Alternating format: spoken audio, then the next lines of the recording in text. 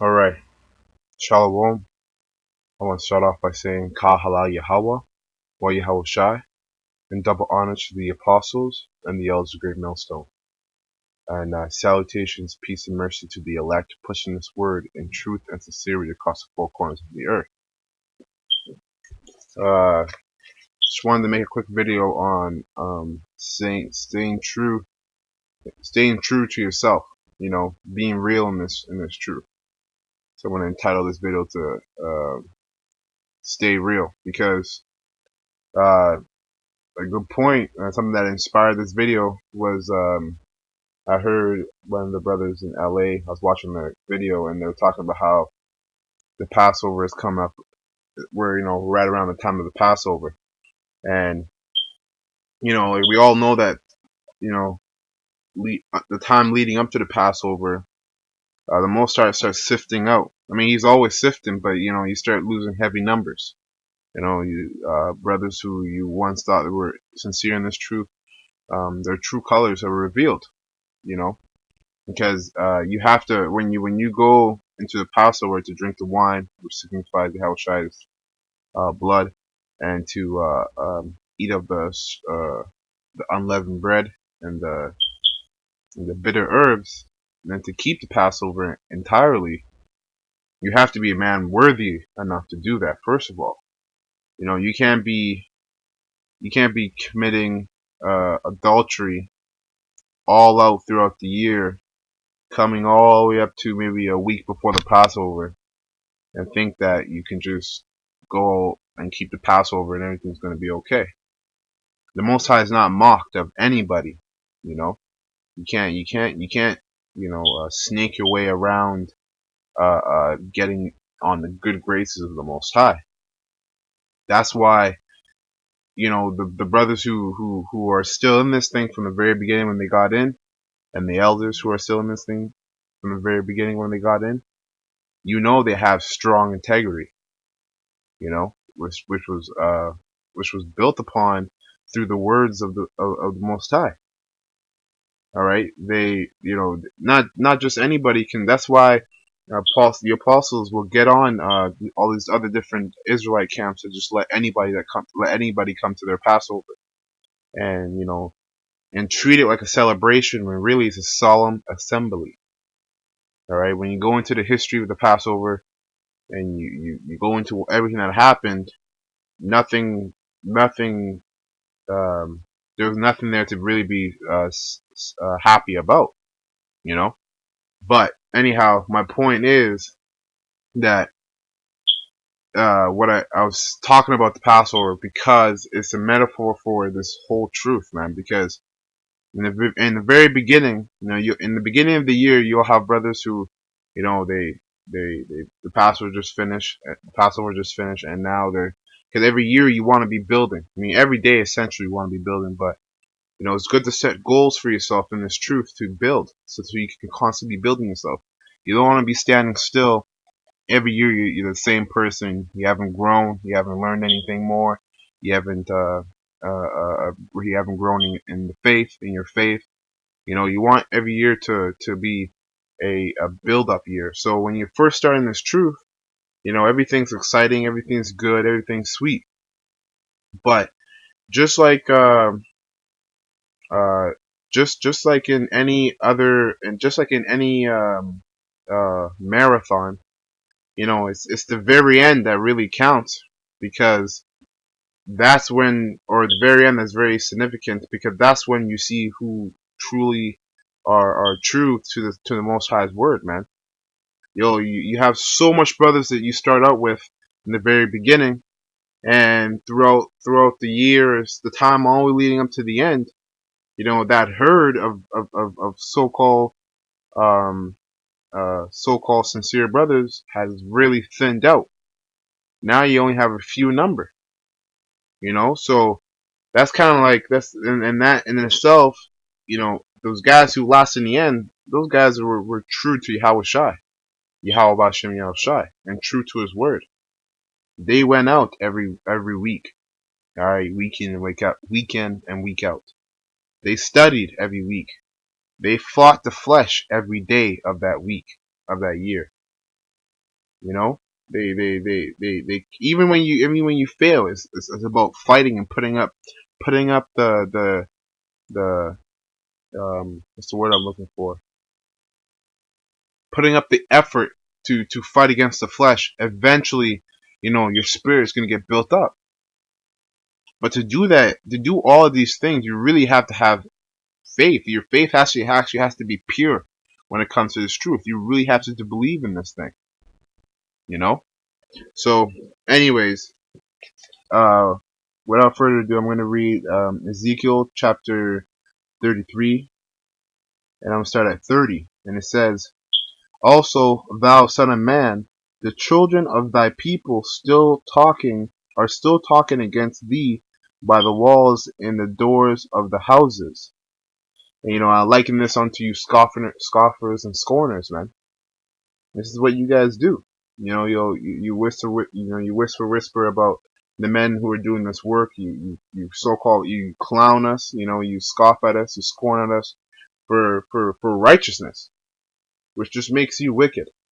Because everything we're doing is in righteousness. All right. It says, still are talking against thee by the walls in the doors of the houses, and speak one to another, every one to his brother, saying, Come, I pray you, and hear what is the word that cometh forth from the Lord, Yahweh, Hashem Yahushai. And they come unto thee as the people cometh, and they sit before thee as my people. And the brothers in LA had a good example, because you have certain camps out there. You have certain brothers who are always out there trying to listen and study, and out there diligently with them every week. But from time to time, you know, some from time to time you'll see that brother that you saw for maybe 2 months straight is now never there. Isn't there for another 2 weeks. That's how you start to realize the, the different spirits on people. You start to realize how serious they really are about what they're hearing, about this truth, about this work. Because they'll be there, like the scriptures say, they'll come and sit before you as my people. Yeah, they'll accept that they're Israel. All right, they'll know. Some of them even might go as far to trying to not eat pork, and understand that the so-called white man is their enemy. All right, and some of them even go deeper, have the knowledge, understand the truth, but they're not out there doing the work with the brothers. They're not out there doing the work in the wintertime or in the summertime. Maybe because of perception, reputation, laziness. It's easy to be lazy, especially in this flesh. All right, and these all these excuses will get you destroyed. Point blank, period. Because every day that goes by we're that much closer to Yahushua coming back and redeeming the elect. And if you're not a part of that number, or you're not diligent doing the work until he comes back, you're going to be destroyed. It's just one way or the other. You can't be sitting around. You can't come up to the brothers and be at the highways and byways here and there. Sometimes, maybe you might go for a month straight and then you don't go. Because in the end of the day, no matter what's going on in your life, the truth is the work of the Lord is the most important thing on this planet in your life to ever do. Reason being, because this above everything else, this truth above everything else, is the key to the salvation of your soul. This is deeper than anything physical that you've ever had, ever experienced, or ever touched. We're talking about the key to possibly saving your soul. And I say possibly because no one knows who the elect are. All right. But that's why, beginning with the apostles on down to the sincere brothers and elders and brothers, that we hope we're of the hopeful elect. We all have hope. If we all knew who the elect were, a lot of us probably won't be doing the work because we already know we're sealed. That's why it's a beautiful thing that no one really knows, and it's kind of like you have to work, because if you don't, you know for sure you're not of the elect, and if you work, you might be of the elect. You have a better chance. You see, so it's all this word, and this word is the understanding of this word is the beginning of your salvation. Then when you apply what you understand to your life, to your everyday goings, then that's when you really start to work on your salvation. And that's why the apostles have you certain brothers out there who be wishy-washy about this truth, man. You gotta hop on. You gotta hop on quick. You gotta make action now. You gotta be serious, because you can be wishy-washy, and all of a sudden you wake up one day like, hey, this is it. This is what I do, and the Yahushua is already here. That's it. You're late, and Yahushua has no mercy, man.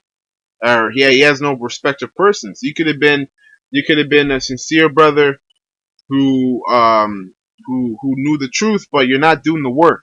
When you know damn well you should be doing the work.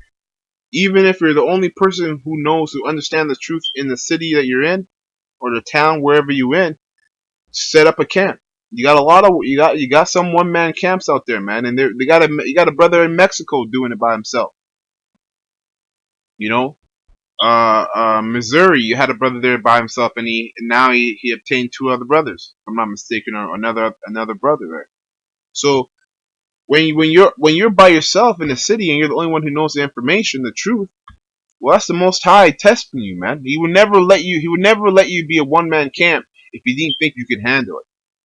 You know what I mean? Like, you have to be deep with this thing, man. It's actually a sign of respect when the Most High puts you to some serious conditions, because again, the scriptures say there's nothing he doesn't put you in anything you can't handle. There's nothing he puts you in that you can't handle. So it's all about understanding that whatever situation you're in, understand the Most High believes that you can get. The Most High knows that you can get through it and get out of it. So if it's because you're afraid to start a one man camp, then you gotta check yourself, man. Check your spirit. Because if you're not doing any of these things or thinking upon these things, at least you're one of these 2/3, one of these niggas who say, who I'm gonna read it actually. It says verse 31. And they come unto thee as the people cometh, and they sit before thee as my people. And they hear thy words, but they will not do them. For with their mouth they show much love, but their heart goeth after their covetousness. Alright, bear with me one moment. Slacker. But like I said, it says, and they come unto thee as the people cometh, and they sit before thee as my people, and they hear thy words, but they will not do them. For with their mouth they show much love, hey, Shalom Ak, Barak how Bashim Al Shai, all that and such, but they're not out there doing the work with you. Oh yeah, that's a good word, brother. I love how you speak, Dan. That was a great breakdown. We're at the time where we don't need any cheerleaders. That's just how it is. We don't need any cheerleaders. At the end of the day, we only care about the opinion of the Most High and His Son. So it's in your best interest to it's okay to give the brothers acknowledgement for what they're doing, because it's hard work. But there's only so much of that. It's time for you to get into this and indulge in it and start doing the work. Like I said, we don't need any more. We don't need any cheerleaders. All right. For with their mouth they show much love, but their heart goeth after their covetousness. And lo, thou art unto them as a very lovely song of one that hath a pleasant voice. Like I said, man, you have people, brothers who understand and accept this truth, but they're not applying it to their life by doing the work.